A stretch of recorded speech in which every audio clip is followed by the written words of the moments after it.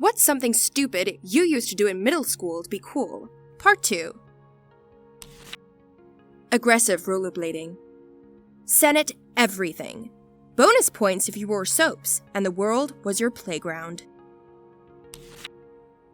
I wore fangs for the entire year of 8th grade. No, I don't want to talk about it. That is hilarious. Also, I'm supposed to be studying Okazaki fragments now, so I'm counting this. Put rubber bands on my jeans to scruff them up, take fashion pictures with girlfriends and hand them out to friends, wear a belt buckle with my first name's initial on it, wear a K-Swiss with the flaps, carry only a folder and no backpack. East LA in the early 2000s. The rubber bands, belt buckle, and folder were things people did back when I was in middle school between 03 and 06. West LA girl here. I used to wear all black clothing. No one was impressed, not even the goth kids. I like black clothes, and I'm bad at talking to girls. Hair gel. Lots of it, just plastered in my hair to the point of forming a helmet. I would use my older brother's hair gel, and when he ran out, I would have to use shampoo and pray that it didn't rain. Naturally, as a 12 to 15-year-old, you'd hang out at the park. Sometimes it did. Play Magic: The Gathering. Oh, wait. I waited until I was in my mid-20s before I started playing. I would have been teased as a kid for playing this, but now I'm old enough that nobody can make fun of me for having people over my apartment for EDH. Then my father stops over because he found out I was playing cards and thought that meant poker.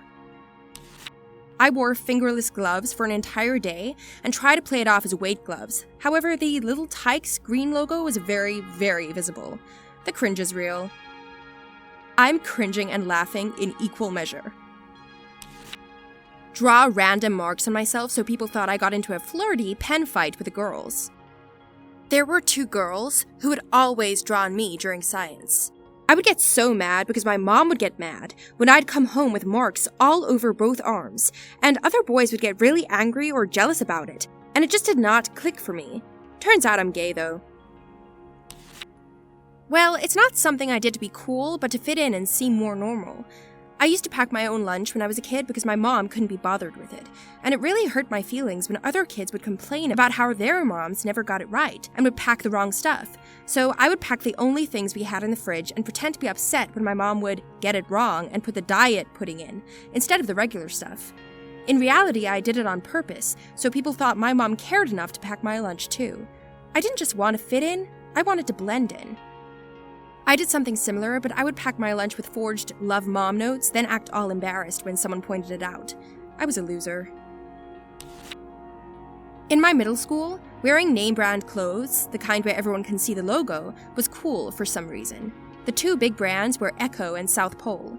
Problem was, these clothes were expensive, and my single-parent household wasn't exactly well off, so everyone made fun of me because all I had was secondhand clothes, often too small for me.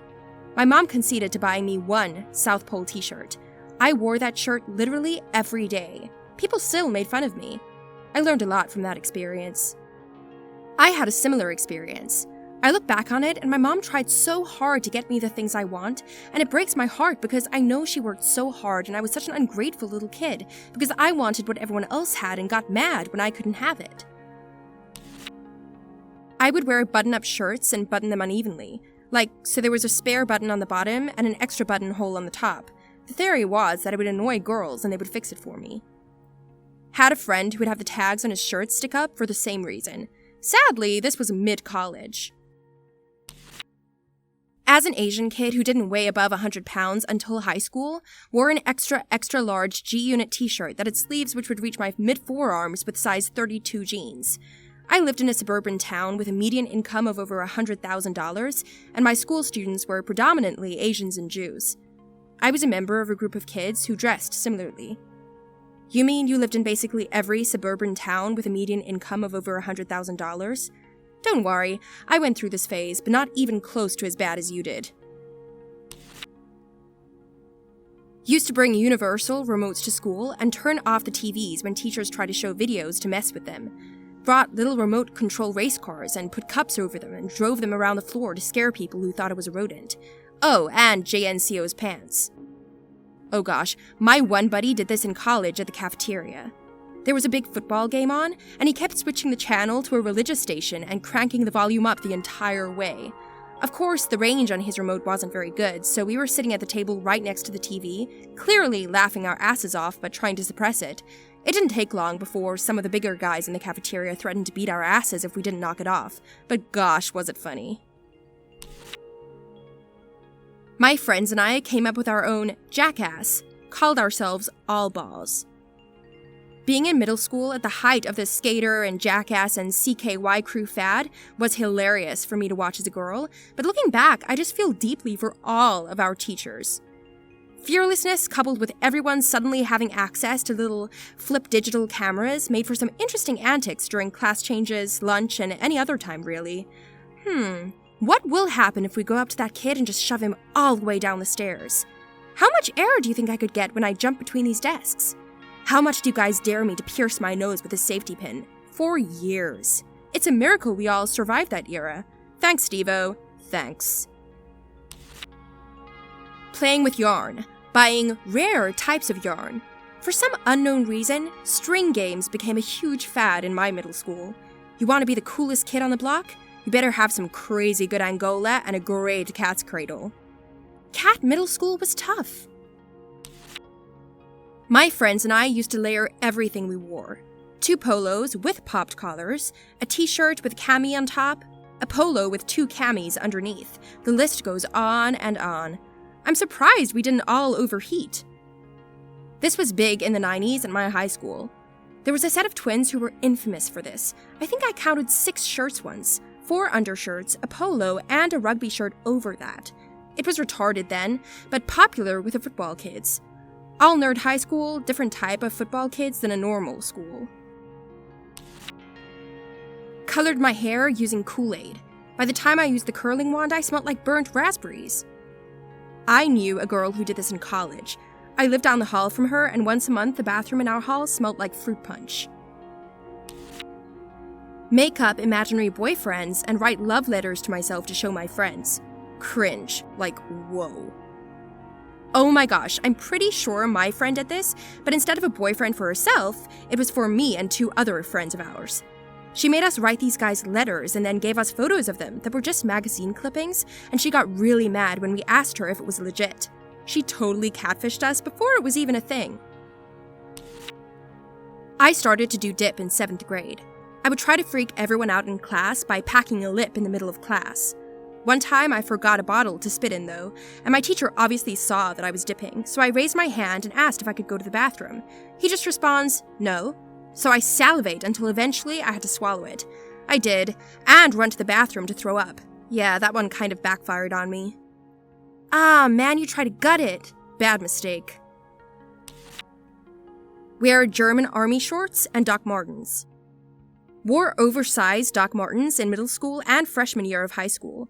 Recently got a job where I need brown shoes. Darn, those Doc Martens fit perfectly now and are so comfortable. Wear Fat Farms. Even worse than that, I sought out the Fat Farms that were from the flea market that had the backwards P on them. For context, I grew up in a rough city, but for some reason I thought fake shoes made me cool. They didn't. Spit, because I saw that Mulan tried to spit and thought that she was trying to be cool. I'm a guy, by the way. I'm a runner, and I think about this scene pretty much every day, and I'm still afraid of trying to spit while running because I don't want to end up drooling like Mulan. People told me how much they loved my long, luscious Asian hair. As just a boy with awesome hair, I kept growing it just to do the majestic hair flip in front of the girls, who would then proceed to play with it. I developed a neck problem, and my doctor immediately told me to cut my hair, and all of my swag was gone. Swagectomy. I swear I used to lay out lines of sugar and snort it in class. They thought I was hardcore. Kids at my elementary school used to snort pixie sticks and Pop Rocks. Pop Rocks make your nose bleed. Their reasoning? Mommy and Daddy said I can't have grown-up nose candy until I'm grown up, so they gave me little kid nose candy in my lunchbox. I made a small device that was able to generate short, high-voltage pulses of about 3 to 5 kV. Very simple thing, just 3 components. Initial intent was to suddenly hit someone, but things turned another way. Finally, it came to the following game. 30 to 40 people were holding hands, forming a large circle, and I applied my device to the ends of the chain. People were then literally thrown away in all directions with loud, "Wow!" I have no idea why they liked so much to get an electric shock. They demanded it again and again. I realized that it was dangerous. Any guy with heart disease could easily die, but it took me several days to cancel this game. And later, we threw a door out of a window. Yes, a door out of a window. Pretty cool, isn't it? We made these with the inverters from old stereos and a couple of nails and a battery. For some reason, my 12-year-old self thought the key to popularity was competing in the National Spelling Bee. It wasn't. That's a shame. I was my high school's resident badass because I went 2 years in a row. I went to a really nerdy school, though. There was a kid in my class who was given the task of doing the morning announcements over the intercom. He always said racist comments in class to get attention, and as his last name was White, he used to begin the announcements by saying, "Good morning, everyone. Thank you for tuning into the first name White Power Hour." That was pretty bad. He also chugged an entire bottle of ranch dressing for $3 and would do other gross stuff like that. Had a rat's tail. How was middle school Anakin? Wore a full-length, black leather trench coat every day, even in the summer. I must have smelled absolutely awful. People probably thought you were going to shoot up the school. That probably didn't help.